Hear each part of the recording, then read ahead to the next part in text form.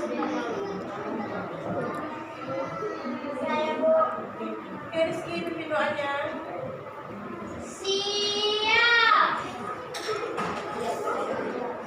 Baca doa.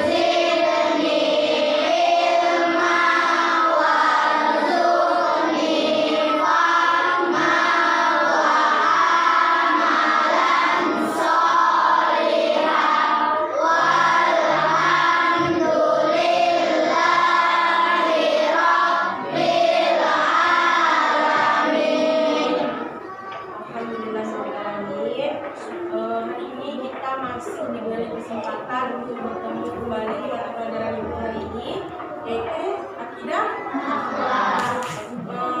Jadi mau nanya kabarnya, apa kabar anak-anak ibu semuanya?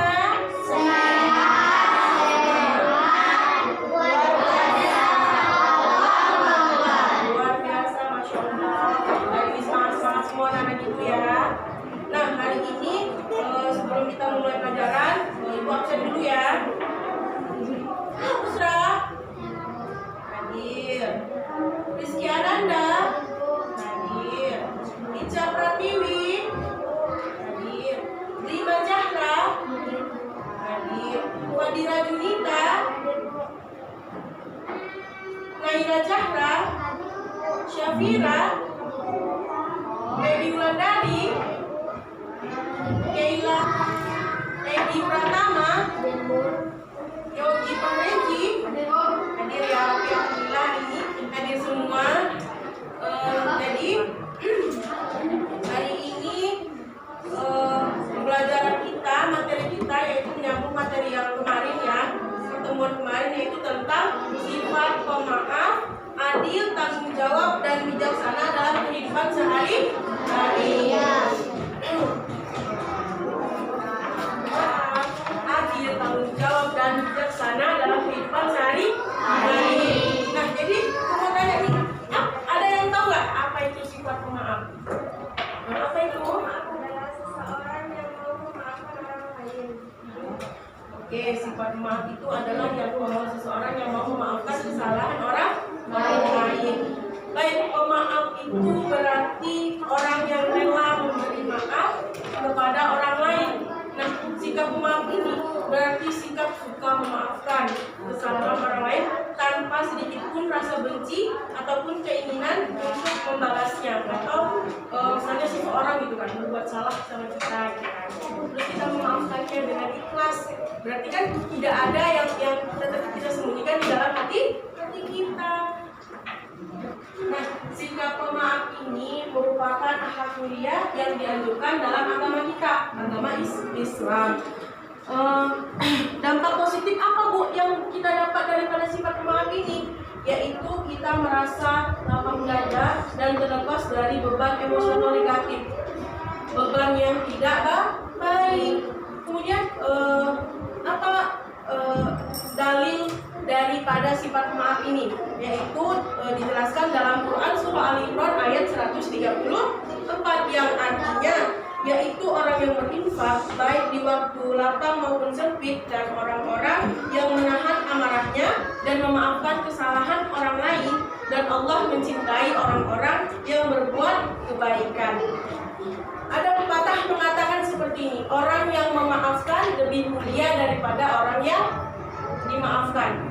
Kenapa? Orang lain pengen nggak jadi seorang yang pemaaf? Pengen kan? Orang yang pemaaf itu adalah salah satu akhlak yang sangat terpuji, orang yang dimuliakan di sisi Allah. Siapa sih yang nggak pengen dimuliakan di sisi Allah, ya kan? Oke. Kemudian yang kedua, apa manfaat kita menjadi seorang yang pemaaf? mendapatkan pahala dan kemuliaan kan? Terus yang kedua apa Bu? Yang kedua adalah sifat pemaaf ini adalah salah satu perilaku terpuji dalam Islam. Kemudian hati kita menjadi lebih tenang, tentram, terus tidak menyimpan kegalauan, kegundahan dalam hati. Terus yang paling penting adalah tidak menyimpan rasa dan dendam. Karena orang yang punya dendam itu adalah orang yang mempunyai penyakit hati, dan orang yang mempunyai penyakit hati itu jauh daripada hidayah Allah. Ada yang tahu nggak adil itu apa? Nah, apa? Tidak pilih kasih, benar. Nah, ibu jelaskan lagi. Adil itu berasal dari bahasa Arab yang berarti berada di tengah-tengah, jujur, tulus, dan lurus. Maksudnya apa, Bu? Menurut istilah itu dia sikap yang bebas dari ketidakjujuran. Dengan demikian, orang yang adil adalah orang yang berbuat sesuai dengan aturan hukum, baik hukum agama ataupun hukum negara. Apa Bu dalilnya tentang sikap adil? Ada yang tahu nggak dalilnya apa? Ada yang tahu? Dalilnya itu ada di Quran surah Al-Hujurat ayat 9 yang artinya sesungguhnya Allah mencintai orang-orang yang berbuat adil. Nah, di dalam Al-Quran juga sudah dijelaskan bahwasanya Allah sangat mencintai, Allah sangat menyukai orang-orang yang adil. Bagaimana bersikap adil itu? Bersikap adil adalah tidak berat sebelah, harus seimbang. Namanya dia di tengah-tengah, tidak memihak yang ini dan tidak memihak yang ini. Dia harus menggunakan jalan yang benar. Mengapa Islam menganggap sikap adil ini sangat penting? Karena salah satu tujuan Islam adalah membentuk masyarakat yang menyelamatkan dan yang membawa rahmat untuk seluruh alam semesta di dunia ini. Apa aja Bu makna kita mempunyai sikap yang adil? Yang pertama adalah seorang muslim harus bersikap adil, jujur kepada diri sendiri, kerabat dekat, saudara, orang lain, bahkan kepada Allah Subhanahu wa Ta'ala. Kemudian manfaat kita bersikap adil dalam kehidupan sehari-hari. Apa aja sih kalau kita berbuat adil, bersikap adil? Apa manfaatnya bagi diri kita? Yang pertama adalah mendatangkan ridho Allah. Kemudian yang kedua apa Bu? Memperoleh keberhasilan dalam hidup. Yang ketiga apa? Memperoleh kegembiraan batin. Hati kita merasa tenang gitu. Kita nggak punya kayak merasa bersalah kepada orang lain seperti itu. Kemudian apa?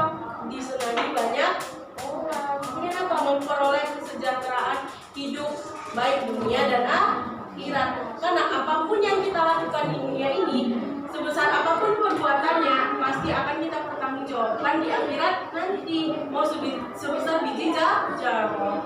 Kemudian yang ketiga pembahasannya yaitu tentang tanggung jawab. Tahu nggak apa itu tanggung jawab?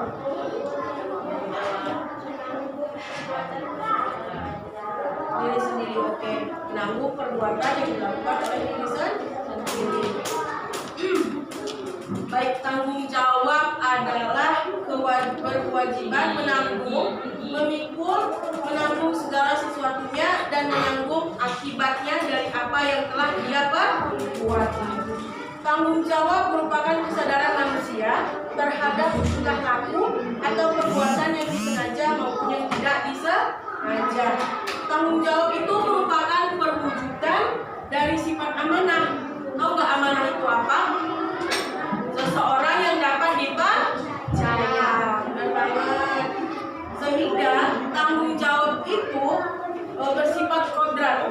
Artinya sudah menjadi bagian hidup manusia, bahwa setiap manusia itu dibebani dengan tanggung jawab. Apapun yang kalian lakukan di dunia ini akan kalian pertanggungjawabkan sampai di akhirat. Jadi sejak dini, seperti kalian ini anak-anak itu harus menanamkan yang namanya akhlak terpuji. Salah satunya adalah sifat tanggung jawab. Kemudian apa dalil tentang tanggung jawab? Yaitu terdapat di Quran surah Al-Mudaththir ayat 38 yang artinya tiap-tiap diri bertanggung jawab atas apa yang telah diperbuat.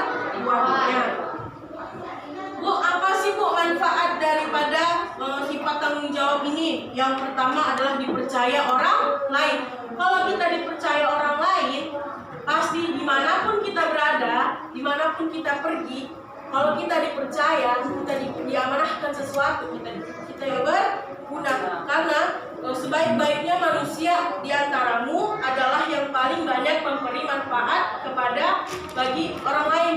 Itu tertera dalam hadis riwayat Bukhari dan Muslim. Orang yang paling baik di dunia ini adalah orang yang bermanfaat bagi orang lain dan lebih banyak memberi manfaat. Contohnya apa? Kita bisa membantu orang lain dengan segenap upaya yang kita lakukan. Jadi anak-anak ibu itu harus bisa menerapkan apa aja, misalnya sifat maaf, adil, tanggung jawab, dan bijaksana dalam kehidupan sehari-hari. Kalian harus mampu menerapkannya. Kenapa, Bu? Ini adalah salah satu ataupun bagian daripada kita berakhlakul karimah. Berakhlak yang baik.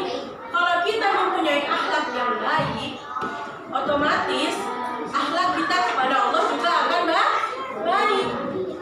Untuk apa kita hidup di dunia ini? Untuk menjadi khalifah, pemimpin. Nah, pemimpin itu harus yang baik, bukan? Iya kan? Tujuan kita hidup di dunia ini adalah mencapai keridhaan Allah. Apa keridhaan Allah itu, Bu? Jannahnya, surganya Allah. Jadi kalau kita nggak baik, gimana kita mau mencapai yang namanya surganya Allah? Berarti kita harus menjadi baik. Pengen nggak jadi orang baik? Mau.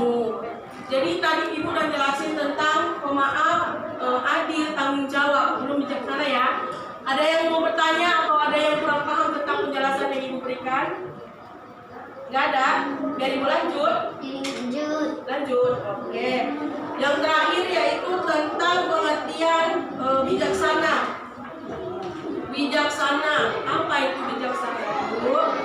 Bijaksana artinya selalu menggunakan akal budinya dengan berdasarkan pengalaman dan pengetahuan yang arif dan azam pemikirannya. Bijaksana dapat berarti pandai dan hati-hati, cermat, teliti. Artinya misalnya gini, kita mau mengambil sebuah keputusan, kalian pasti kan mau ambil keputusan gitu kan, harus dipikirkan terlebih dahulu, apa ya kalau aku lakukan gini, sebabnya nanti apa ya, akibatnya apa ya. Itu namanya seorang yang bijaksana.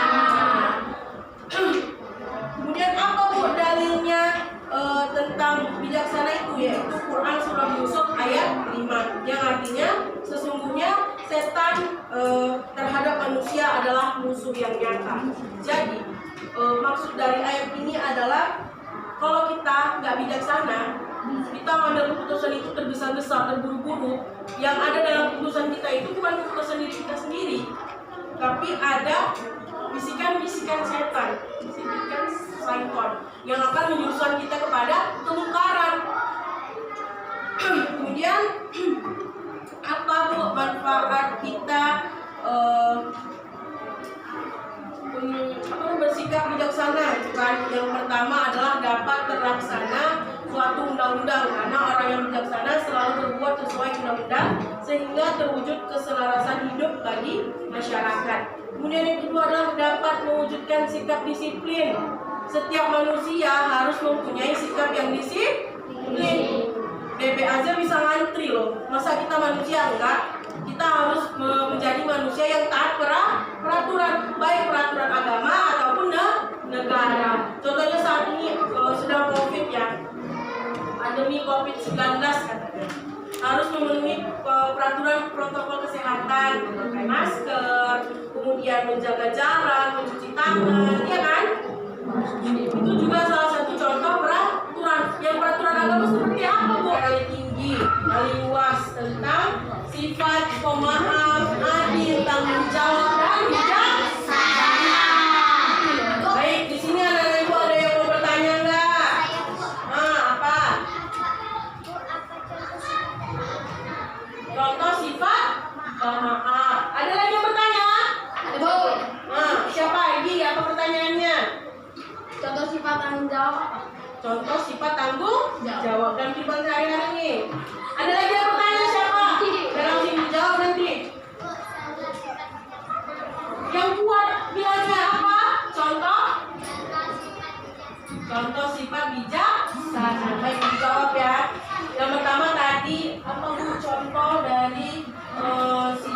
sifat pemaaf.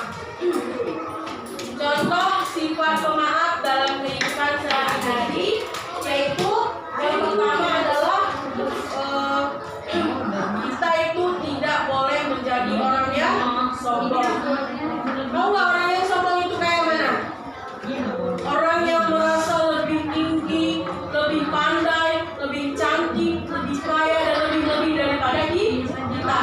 Padahal kenyataannya tidak seperti itu. Itulah yang dinamakan orang sombong. Jangan jadi orang yang sombong ya. Karena yang ini pasti orang yang baik. Makanya nggak menjadi orang yang sombong. Tanggung jawab ya. Pertanyaannya, ada beberapa contoh tanggung jawab dalam kehidupan sehari-hari. Salah satunya, nah kalian ini pasti pernah melakukannya, kan? Kalian kan bermain nih di rumah pakai mainan-mainan banyak kalian gitu ya kan? Pasti kan di rumah disusun dulu di tempat, lalu benda-bendanya ditaruh di rak gitu ya kan? Terus kalian main, otomatis kan serak-serak tuh yang di lantai. Nah pasti bunda kalian bilang nanti selesai main mainannya disusun lagi ya.